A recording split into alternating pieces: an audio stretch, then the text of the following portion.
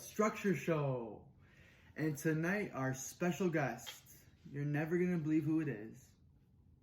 It is the truss. All right, so we're not going to just be sitting here talking about what the truss is, but we're going to be answering a very pressing and important question about the truss. So, what is a truss? But before we get into that, I'm going to just tell you guys what the concept is. How the forces on a truss operate in relation to its tensile forces, compressive forces, and its potential instabilities or failures. Alright, let's begin. In the first concept or segment for tonight, I'm going to be using two different types of materials to illustrate the basis or understanding of what a truss is before we get into the main concept. So, our thick popsicle sticks, and we're going to be using our thin popsicle sticks. Okay? But I'm not going to just use these just to show them, just for the sake of it, but I'm actually going to be using them to illustrate the triangulation within a truss to begin with, the patterns it makes, its uses, its benefits, how effective it is in the real world, because that's the most important part, is to illustrate that in the real world and how it benefits the modern structural and architectural world. The truss contains three major components, and on the right over here, I'm going to quickly just show you what they mean, using thin and thick popsicle sticks, as I mentioned earlier. So, let's begin.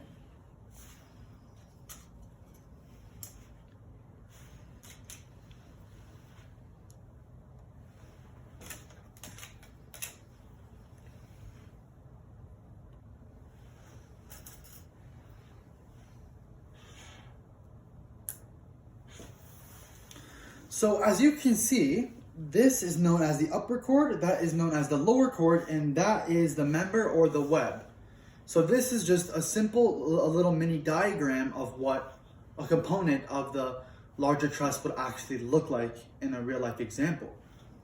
But most notably, these members are responsible for their triangular base patterns, as you can see that are formed there.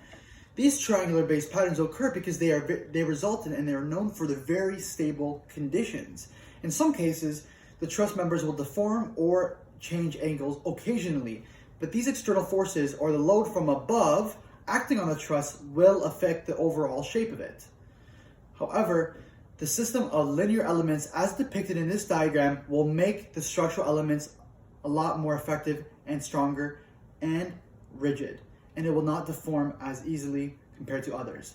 Additionally, the concept of bending in trusses will not develop as long as the external forces are applied at joints or nodal points. If these bending moments were to occur, the building and its joints, including all of the truss elements, would have to be designed for safety purposes and designed for structural efficiency and constructional efficiency. And boy, I've been talking for such a long time.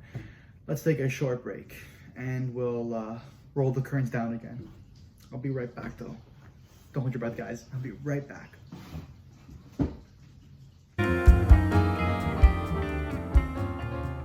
So everybody, clap your hands. We are going to be getting into the main concept tonight.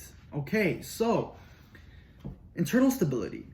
It's very important. It's one of the most significant components in understanding what the truss element is. And a part of that is understanding the basis behind the joints, and that results in its internal stability or internal stresses, which allow for the truss element to resist or be constrained to any rigid body motion.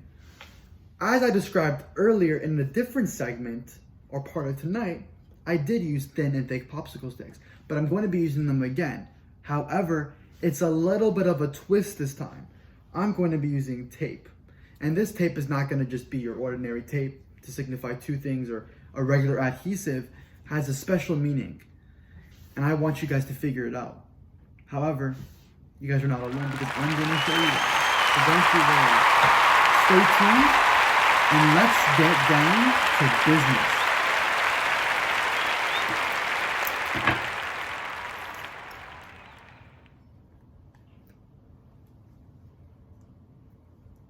So we're going to pretend that the tape that is put at the corner are going to be the joints or pinned connections. Keep that in mind, pinned connections. Very, very important.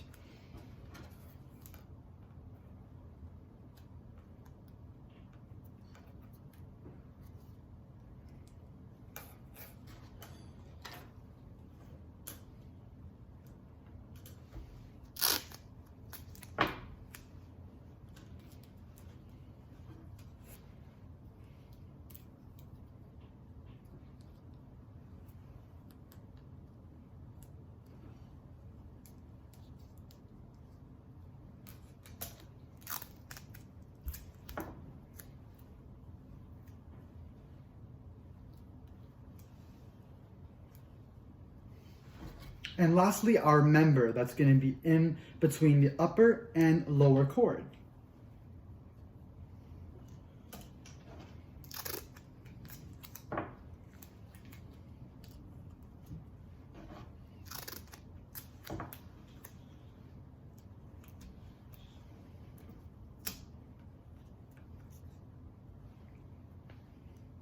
Okay, so now that we have made that little mini diagram, this is obviously a flat truss and not a rafter-based truss. So as you can tell here, these internal forces develop in the members and all across the truss. And the complete force system acting on a sub-assembly, for example, consisting of internal forces and any external forces that may be present, must form a system whose total net force will be zero. In most cases, however, the compressive forces are found in the upper cord and the tensile forces are found in the lower cord. In the concept of free body diagrams, the compressive forces always point towards the joints and the tension always pulls away. The vector arrows have different meanings, as you can see. That's why I mentioned earlier, the joints are one of the most important valuable components of a trussed element.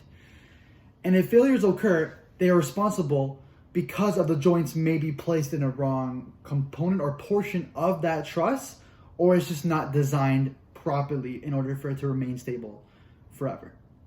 So over here, I'm going to just quickly show you how the joints and their forces work accordingly. So here is a member or a web element, like I mentioned earlier. Of course, it's attached to a joint once again.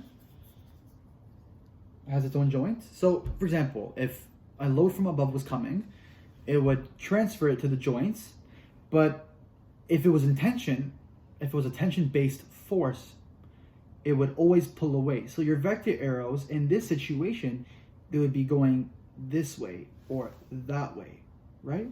However, if it was a compressive-based force, it would always pull towards the joint, always towards the joint. And even though these joints are one of the most significant components of a truss, they could always fail and there could always be some miscalculation or errors that can lead to severe damages caused. So when they fail, if the actual joint conditions are placed at the ends of the bars and they are not free to rotate, local bending can occur and any axial loads that are happening at that moment.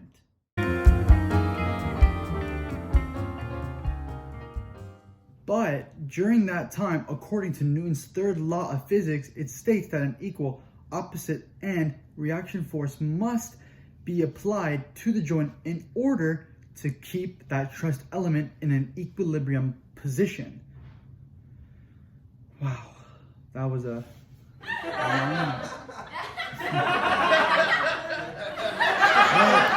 That's all we have for tonight, folks. I hope you guys enjoyed talking about trusses and everything that has to do with trusses. Yeah, I know there's a lot of member agenda.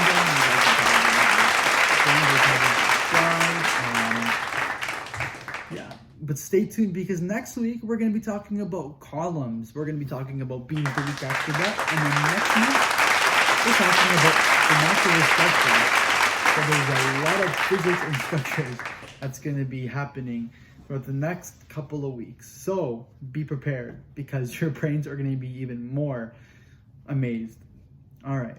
But I'm just thinking of something for 1 second. Hold on. Jimmy, did you make sure the pin connections were designed properly?